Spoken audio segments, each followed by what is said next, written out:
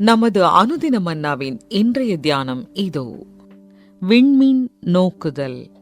இன்றைய வேதாகம பகுதி யோபு 38 வசனங்கள் 1 முதல் 7 மற்றும் 42 அதிகாரம் முதல் 6 வசனங்கள். அப்பொழுது கர்த்தர் பெருங்காற்றிலிருந்து யோபுக்கு உத்தரவாக, அறிவில்லாத வார்த்தையினால் ஆலோசனையை அந்தகாரப்படுத்துகிற இவன் யார்? இப்பொழுதும் புருஷனைப் போல் இடை கட்டிக்கொள். நான் உன்னை கேட்பேன், நீ எனக்கு உத்தரவு சொல்லு. நான் பூமியை அஸ்திபாரப்படுத்துகிற போது நீ எங்கே இருந்தாய்? நீ அறிவாளியானால் அதை அறிவி. அதற்கு அளவு குறித்தவர் யார்? அதின் மேல் நூல் போட்டவர் யார்? இதை நீ அறிந்திருந்தால் சொல்லு. அதன் ஆதாரங்கள் எதின்மேல் போடப்பட்டது? அதன் கோடிக்கல்லை வைத்தவர் யார்? அப்பொழுது விடியற்காலத்து நட்சத்திரங்கள் ஏகமாய் பாடி தேவபுத்திரர் எல்லாரும் கெம்பீரித்தார்களே. அதிகாரம் 42. அப்பொழுது யோபு கர்த்தருக்கு பிரதியுத்தரமாக, தேவரீர் சகலத்தையும் செய்ய வல்லவர். நீர் செய்ய நினைத்தது தடைபடாது என்பதை அறிந்திருக்கிறேன். அறிவில்லாமல் ஆலோசனையை மறைக்கிற இவன் யார்?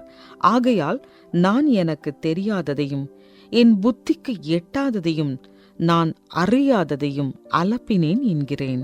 நீர் எனக்கு செவி கொடும், அப்பொழுது நான் பேசுவேன். நான் உம்மை கேள்வி கேட்பேன், நீர் எனக்கு உத்தரவு சொல்லும். என் காதினால் உம்மை குறித்து கேள்விப்பட்டேன், இப்பொழுதோ என் கண் உம்மை காண்கிறது. ஆகையால் நான் என்னை அருவருத்து தூளிலும் சாம்பலிலும் இருந்து மனஸ்தாபப்படுகிறேன் என்றான்.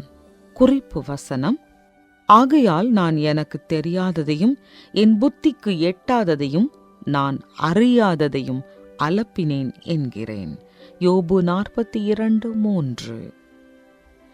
இரவு நேரங்களில் நான் மனசோர்வுடனோ அல்லது விரக்தியின் காரணமாகவோ படுக்கையில் படுத்தும் தூக்கம் வராமல் தவிக்கையில் என் வீட்டின் மொட்டை மாடிக்கு சென்று அங்கே தனித்திருக்க விரும்புகிறேன்.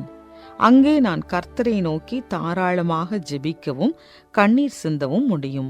ஆனால் அங்கே நின்று குளிர்ந்த இரவு காற்றால் சூழப்பட்ட நான் பச்சை, நீலம், சிவப்பு மற்றும் மஞ்சளாக மின்னும் நகரத்தின் விளக்குகளின் திரளை அடிக்கடி பார்த்து வியக்கிறேன். அவை என் மனதில் உள்ள குழப்பத்தை மறக்கச் செய்கின்றன.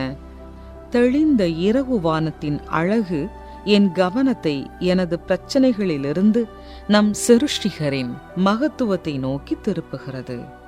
யோபு தனது துன்பங்களுக்கான காரணத்தை புரிந்து கொள்ள முடியாத போது தேவன் தன்னிடம் பேசும்படி ஜெபித்தார். தர்க்க ரீதியான கேள்விகளுக்கு விடையளிக்குமாறு யோபுவிற்கு சவாலிட்டு தேவன் பதிலளித்தார். தேவன் கேட்ட பல நீ அறிவாயோ என்ற கேள்விகளுக்கு பதிலளிக்க முடியாமல் யோபு திணறினார். அக்கேள்விகளை கேட்டதன் மூலம் தேவன் யோபுவின் கவனத்தை அவனது பிரச்சனைகளிலிருந்து இப்பிரபஞ்சத்தின் அற்புதமான காரியங்களிடமாய் திருப்பினார். தேவ வல்லமையாலும் ஞானத்தாலும் மூழ்கி போன யோபு வாழ்க்கையை பற்றிய ஒரு புதிய கண்ணோட்டத்திற்கு கொண்டு செல்லப்பட்டார். அவர் தனது தகுதியின்மை மற்றும் பலவீனத்தை ஒப்புக்கொண்டார்.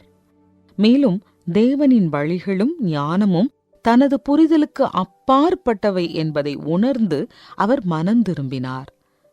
நாம் விரும்பியபடி காரியங்கள் நடக்காத போது நம் மனதில் கேள்விகளும் சந்தேகங்களும் எழுகின்றன.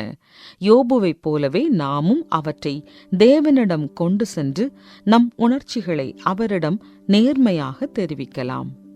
இயற்கைக்கு அப்பாற்பட்ட தேவனின் குரல் நம் வாழ்வில் இடியாக ஒலிப்பதை நாம் கேட்காமல் இருக்கலாம்.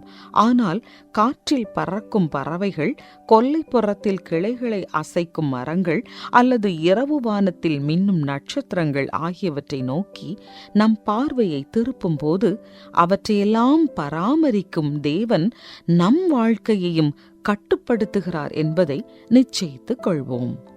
இந்த நாளை நீங்கள் கடந்து செல்லும் போது இந்த கேள்விகளை சிந்தித்து பாருங்கள். உங்களை தொந்தரவு செய்யும் பிரச்சனைகள் யாவை? சிருஷ்டிப்பின் எந்த அம்சம் தேவனின் மகத்துவத்தையும் சர்வ ஆளுகையையும் உங்களுக்கு நினைவூட்டுகிறது? நாம் ஜெபிப்போம். சர்வ வல்லமையுள்ள தேவனே, என் பிரச்சனைகளினூடே உமது பிரபஞ்சத்தின் அழகை உற்று நோக்கவும், என் வாழ்க்கை முழுவதையும் நீரே கட்டுப்படுத்துகிறீர் என்பதை அறியவும் எனக்கு உதவி செய்யும். ஆமென். இன்றைய தியானத்தை கேட்டமைக்கு நன்றி. தினமும் வேதாகமத்தோடு இணைந்து பயணிக்க எங்கள் சேனல் குழுவில் சேருங்கள்.